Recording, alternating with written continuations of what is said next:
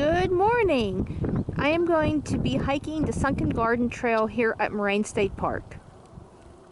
The Sunken Garden Trail is a loop trail. You can either choose the 1.9 mile loop, 2.4 mile loop, or the 3.6 mile loop.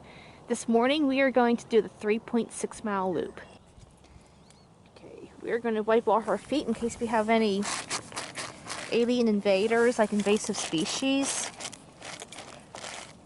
And as you can see, I'm wearing my Skechers hiking boots because a portion of this trail is very muddy. It also looks like somebody lost their dog tags. So if anybody has a dog that is missing a tag, they are here at the Sunken Garden Trail, and today's date is April 27th, 2022. This trail starts out here on the south shore at Moraine State Park. And the first leg of it is gravel.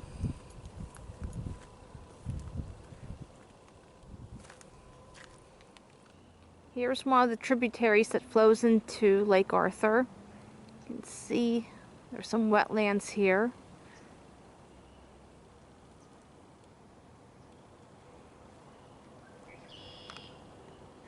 And up yonder, a small bridge. Here's a cute little evergreen. This looks like this will make a great Christmas tree.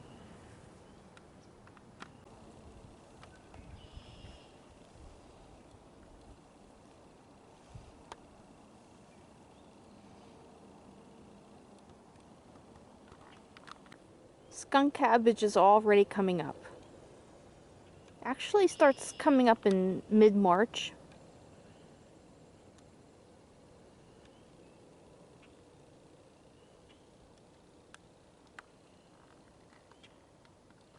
Okay, I've come to a fork in the trail. You can either do the short loop, which is to the left, or you can choose to do the long loop.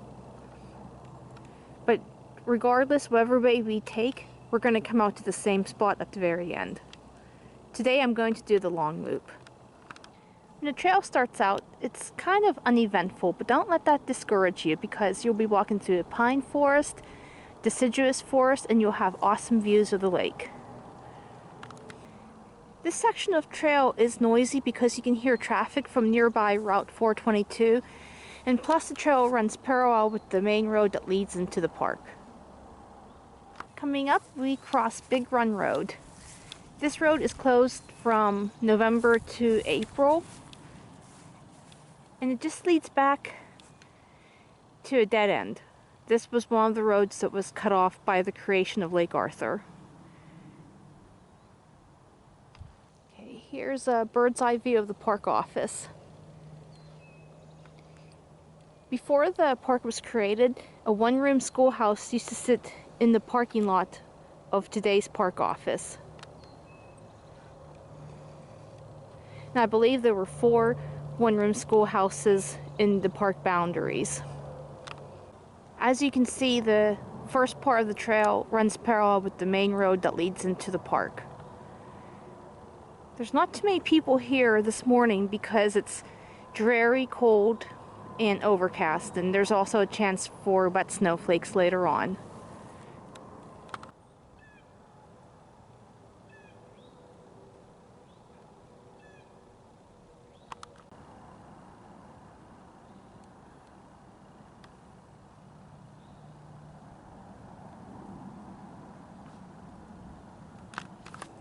There's some beautiful daffodils. I just wish these flowers lasted longer. Same with azaleas and rhododendrons. Wish they lasted all season. Now we enter into one of several pine forests that are in the park. These evergreen trees were planted by Boy Scout troops and youth groups whenever the park was being created. The volunteers also planted other trees throughout the park.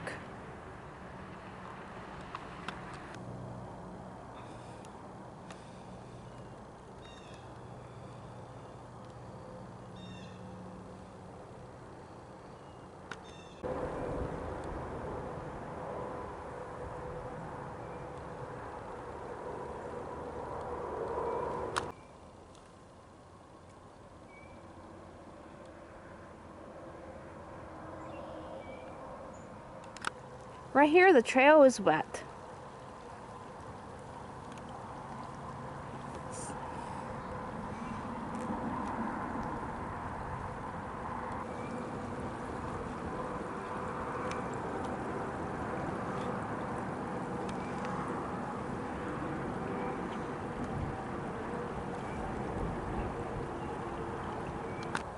Situations like this is why you must wear proper footwear while hiking. Okay, we come to another fork in the trail. You're gonna want to bear left. But I'm just gonna walk up here, check out the weather station. Located up here is the weather station. And it's very noisy because 422 is right through the brush. Here's one of the tributaries that empties into Lake Arthur. Here we enter into another pine forest. It's easy to get confused here because this looks like it's part of the trail, but it's not. So you want to go ahead and bear right. And keep in mind, I'm doing this trail counterclockwise instead of clockwise. Things are starting to green up along the trail. It's hard to believe over the weekend temperatures were in the 80s. Now, on Wednesday, April 27th, temperature is only 38 degrees.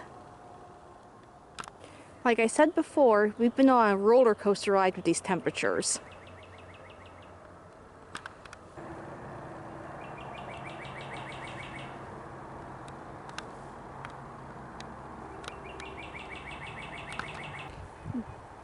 This is my favorite part of the hike.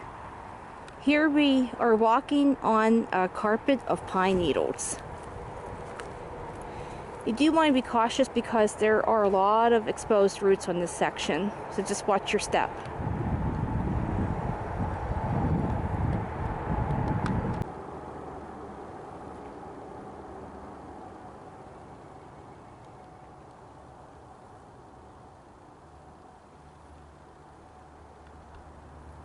Okay, this trail is blazed in blue.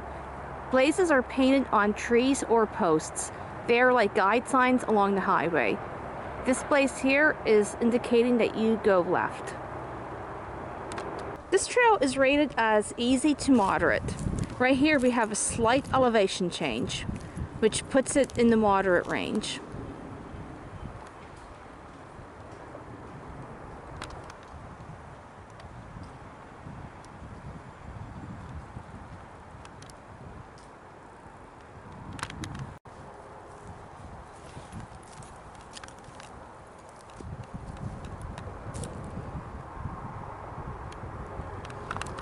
I just love how straight these pine trees are.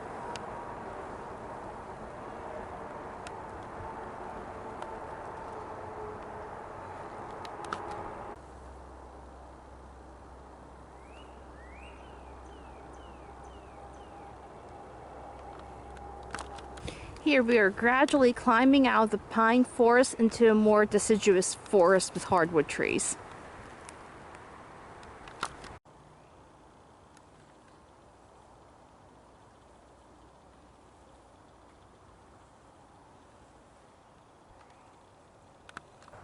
Here's where the forest transitions from evergreens to hardwood trees.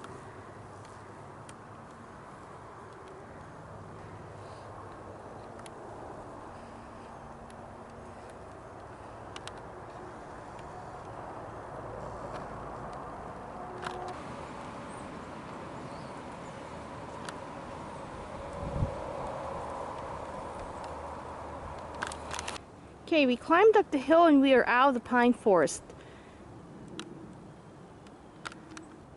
This section of the Sunken Garden Trail is flat and free from roots and rocks. It's relatively easy. From the looks of it, looks like we are on a ridge. Let's just pan to the other side. Yeah.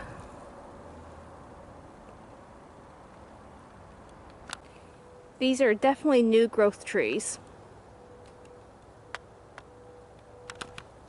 The forest is definitely getting greener. Some may disagree with me, but this is perfect hiking weather. I prefer it to be around 40 degrees and overcast. So if you just bundle up and dress appropriately, you should have no problem with the elements. The trail crosses Big Run Road a second time.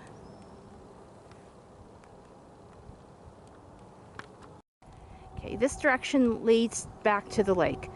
If you visit that section in the warmer months, make sure you wear insect repellents because the bugs are really bad. It is obvious that at one time, this section of the trail was a service road. Before the park was created, there were mines throughout the park. When I get closer to the water, I will show you where the mines were located. Before the park was created, there were coal mines.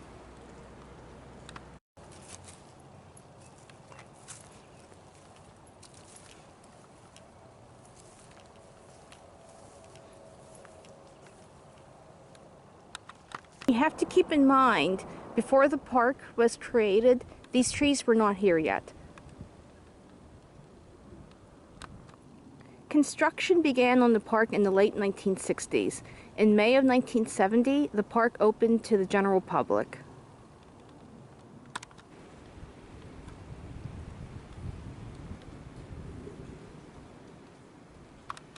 Here we enter into another little pine forest.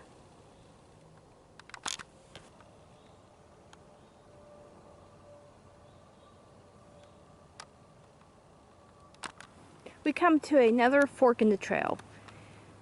I could cut the hike in half and hike down the short loop, which is to my left, or I can continue on the long loop, which I'm going to do, and the long loop is to my right.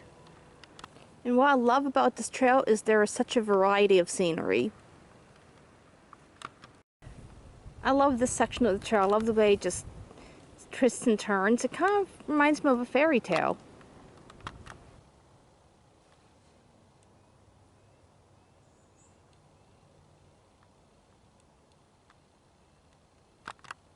Here's a nice quaint area to rest your legs.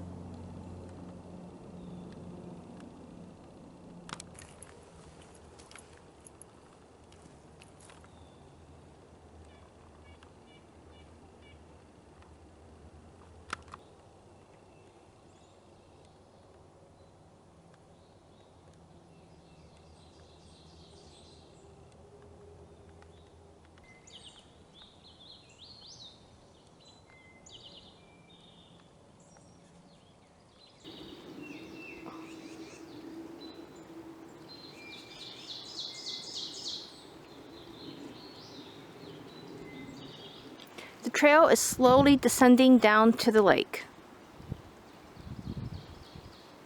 I mentioned earlier it was obvious this looks like a service road. Well, I'm probably correct because we are getting closer to the mine. Okay, here we start to have a view of the water.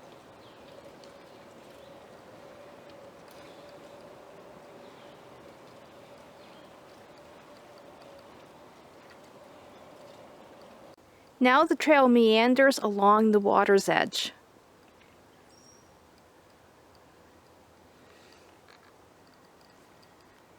Earlier I was mentioning about mines. Here's where the strip mine was.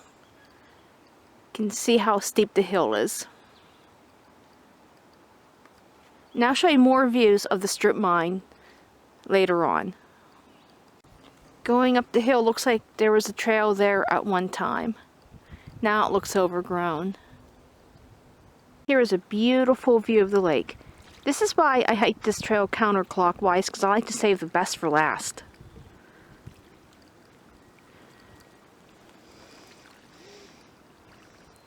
This looks like the remains of an old foundation. I love running across stuff like this in the woods. I don't know if this was an outbuilding for the strip mines or what it was. But it's neat to see these artifacts.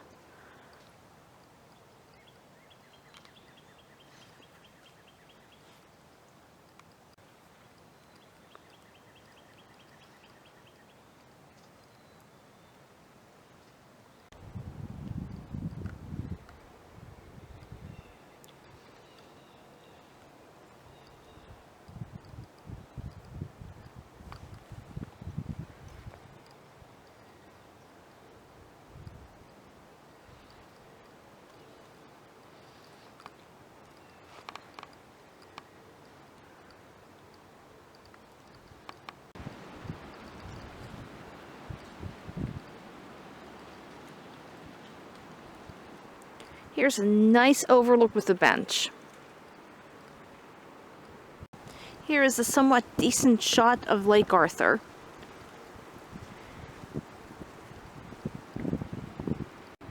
I highly recommend taking a cruise on the Preston's Pearl.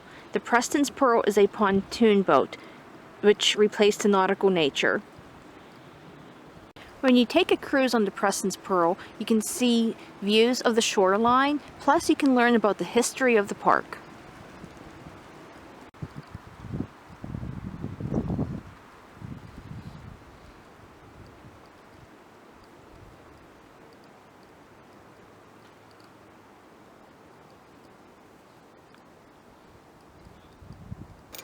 Okay, we come to another fork in the trail. This section's part of the 1.9 mile loop.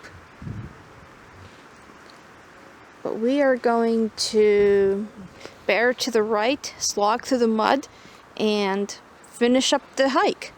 Here we'll see some more views of the lake. The winds are starting to pick up, so the water's getting a little choppy.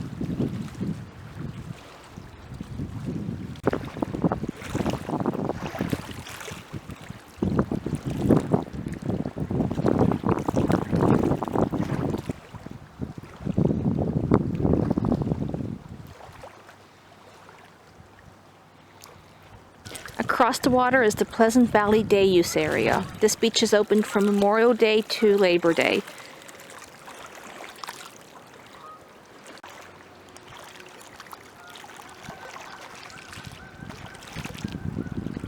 The section of the trail that runs parallel with the lake is really muddy. Here's another section of what looks like was a former strip mine at one time.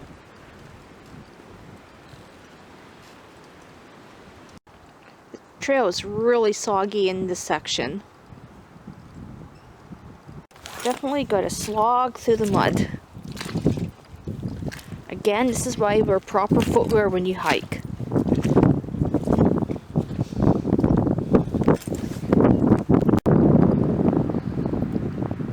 Another bird's eye view of the Pleasant Valley Day Use Area. That beach includes a playground, a sand area, and a concession stand. Plus there are restrooms and a bathhouse.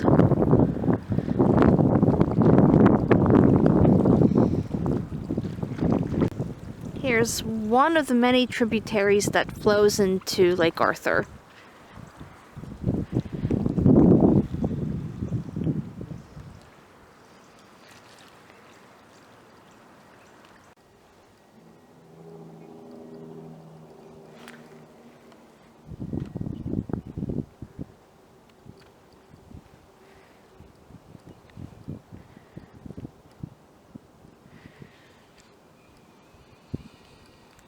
This here is a nice area to fish. In the warmer months, I see people fishing here. Here's another awesome area.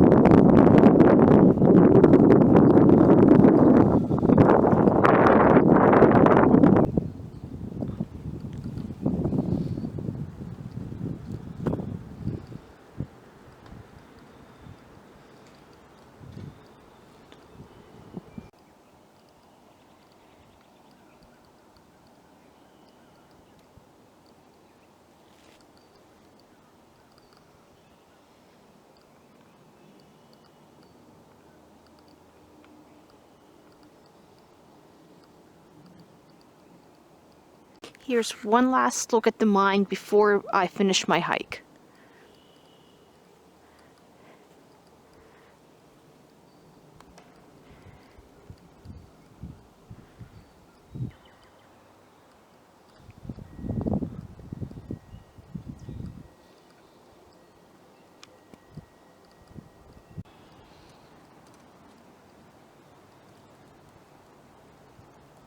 I just have to show you the teepee that's along the Sunken Garden Trail. There's also another teepee structure like this along the Hilltop Trail. Not sure who built it. Well, I'm almost finished with the hike. I did complete the 3.6 mile loop. Here's the trail if you want to do the 1.9 mile or the 2.4 mile loop.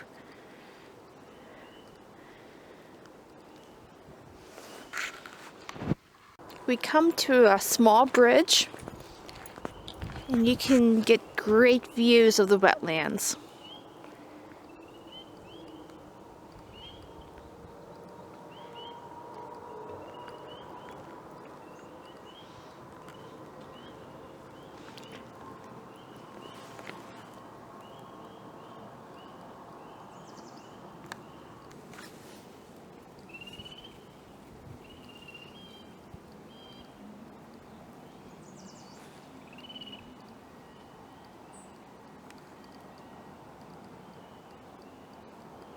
Okay, we are back where we started. This concludes my hike on the Sunken Garden Trail. Everybody have a great afternoon.